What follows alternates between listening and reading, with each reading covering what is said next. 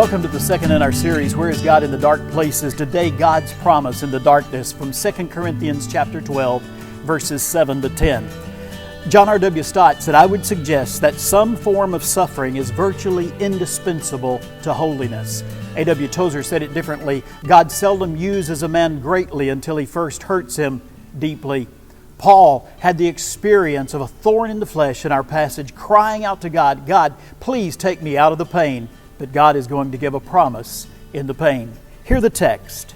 And because of the surpassing greatness of the revelations, for this reason, to keep me from exalting myself, there was given me a thorn in the flesh, a messenger of Satan to buffet me, to keep me from exalting myself. Concerning this, I entreated the Lord 3 times that it might depart from me.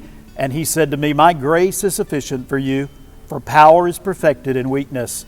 Most gladly, therefore, I would rather boast about my weaknesses, that the power of Christ may dwell in me.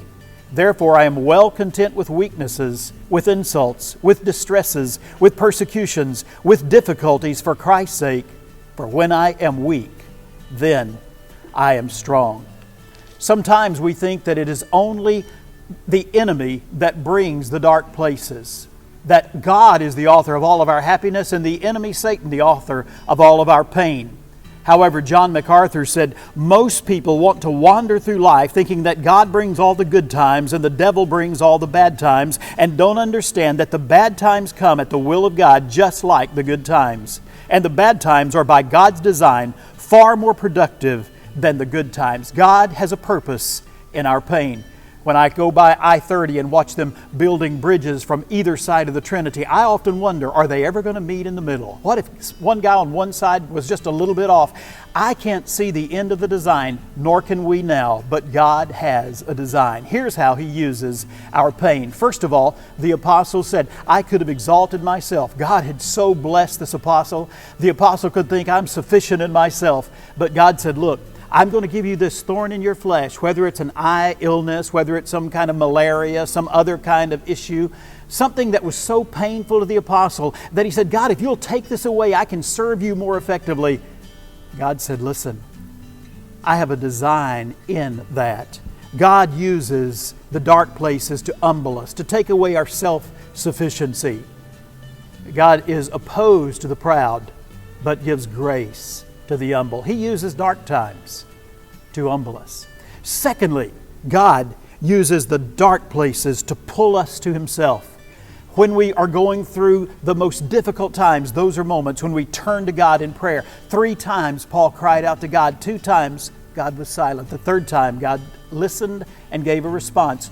Paul thought that God's response would be the removal of pain, but God had another design. We cry out to God. God uses the dark places to draw us, to pull us to Himself. Thirdly, God uses the dark places to display, to show His grace. He said to the apostle, my grace is sufficient for you. I'm not going to take it away, Paul, but I'm going to give you grace so that you can bear up under it. Every moment of every day, God is giving new grace to us. The 4th thing that God says to us in this passage today is that He shows in our dark places His power in our weakness. God uses the dark places to show His perfect power in our weakness. Paul said, look, God, I need you to take this away or else I can't serve you. God said, yes, you can serve me with it because I will give you grace. And in your weakness, Paul, you'll be made strong. The promise of God is He takes our weakness and builds it into His strength. Finally, the apostle learned and said, I can be content with whatever is coming, all the dark places, I can be content. For when I am weak, then I am strong. James said, count it all joy, brothers, when you go into various trials, knowing there is a purpose of God in those experiences. Contentment unrelated to circumstances is our goal. So God says, when you go through the dark places, child, I know the design. Hold on. Let me provide you grace. Grace sufficient for this moment. That is the promise of God. My grace is sufficient for you.